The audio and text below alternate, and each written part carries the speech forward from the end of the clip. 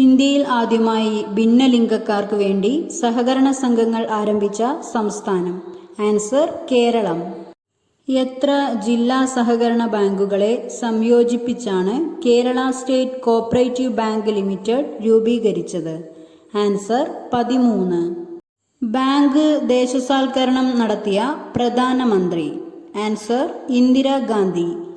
ഇന്ത്യയിലെ ഏറ്റവും വലിയ വാണിജ്യ bank? Answer state bank of India SBI.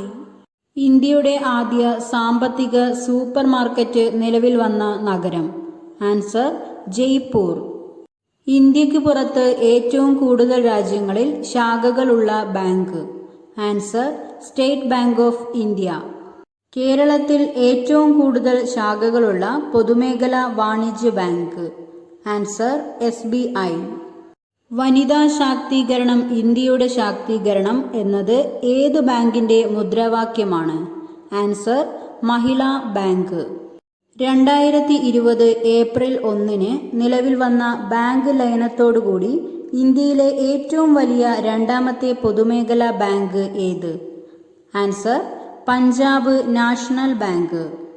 കാർഷിക വികസനത്തിനും ഗ്രാമീണ വികസനത്തിനുമായി പ്രവർത്തിക്കുന്ന ഇന്ത്യയിലെ പരമോന്നത ബാങ്ക്? Answer NABARD. 2020 ജൂലൈയിൽ ഏത് കേന്ദ്രഭരണ പ്രദേശത്തിനാണ് നബാർഡിന്റെ നേതൃത്വത്തിൽ 44 ലക്ഷം രൂപയുടെ വികസന പദ്ധതികൾക്ക് അനുമതി ലഭിച്ചത്? Answer Andaman and Nicobar.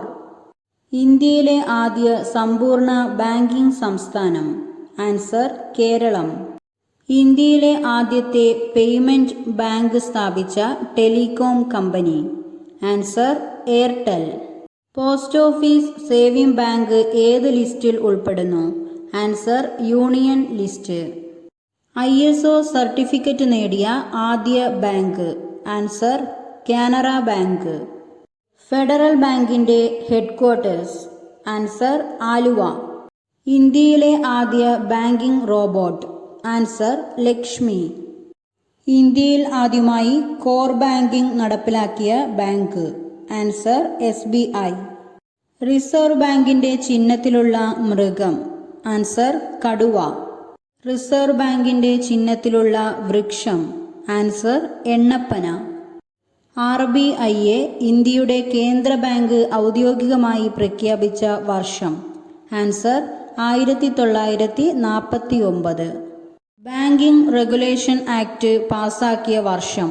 Answer 1949.